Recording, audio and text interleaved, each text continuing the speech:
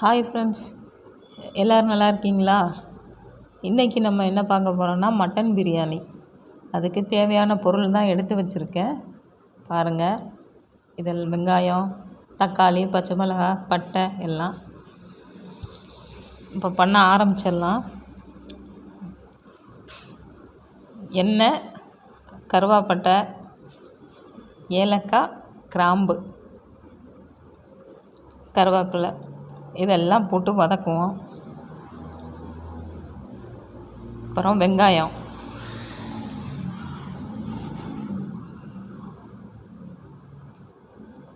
வெங்காயத்தையும் போட்டு கொஞ்சம் நல்லா கோல்டன் கலர் வர்ற வரைய வதக்கிக்கிறலாம்.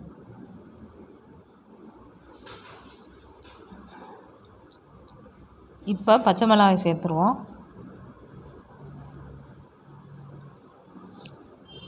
கொத்தமல்லி இலை, பச்சை மிளகாய் இதெல்லாம் ரெண்டையும் ஒன்றா சேர்த்து வதக்கிடுவோம்.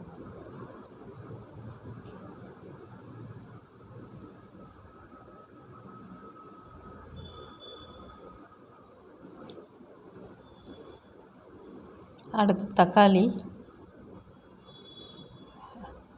நான் 3 தக்காளி கட் பண்ணி வச்சு போடுறேன்.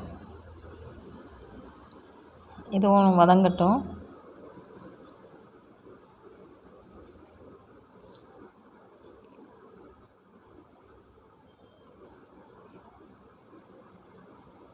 இப்போ தான் நல்லா கொஞ்சம் வதங்கிருச்சு.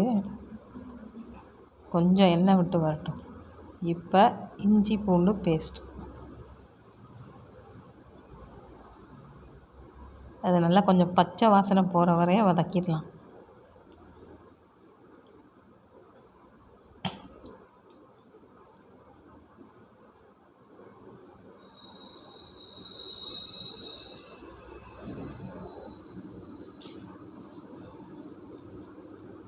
போதும், வதங்கிருச்சு. மிளகாத்தூள் ஒரு 2.5 டீஸ்பூன் சேர்த்துக்கிடுவோம்.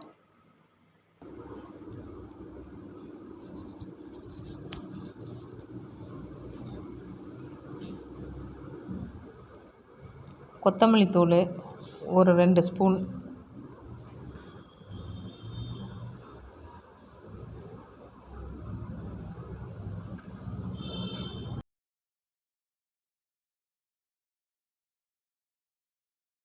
அடுத்து தயிர் 1 கப்பு.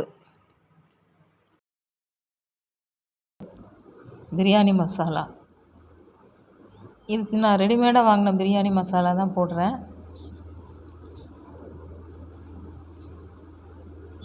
நான் இந்த மட்டனை 2 விசிலுக்கு அவிச்சு வச்சுருக்கேன். குக்கரில் அவிச்சு வச்சுருக்கேன். அதைத்தான் இப்போ சேர்க்குறேன். கொஞ்சம் அவியட்டும் அப்படிங்கிறதுனால இப்போ உப்பும் சேர்த்துடலாம்.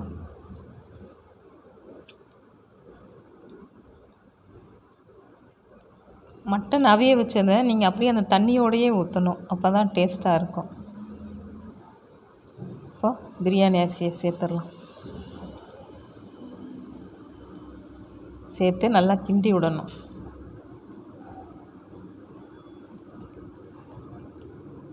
கிண்டுனா தான் அந்த மசாலா எல்லாம் ஒன்றா சேரும், இல்லைன்னா இதை அடியிலையே தங்கிரும்.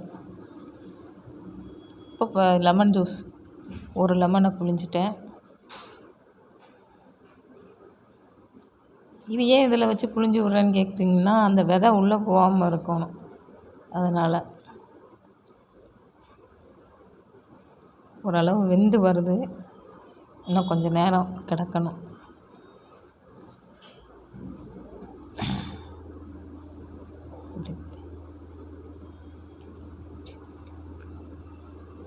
ரெடி ஆயிடுச்சு. இப்போது கொஞ்சமாக நெய் ஊற்றிடுவோம்.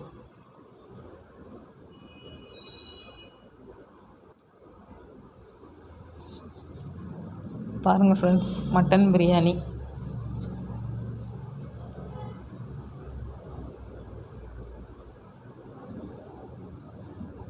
இது அடுப்புலேயே செஞ்சது தான், விறகு அடுப்பில். அதில் செஞ்சு பாருங்கள், ஒரு டேஸ்ட்டு, நல்ல டேஸ்ட்டு வரும் விறகுல செய்கிற சாப்பாடு எதுவாக இருந்தாலும்.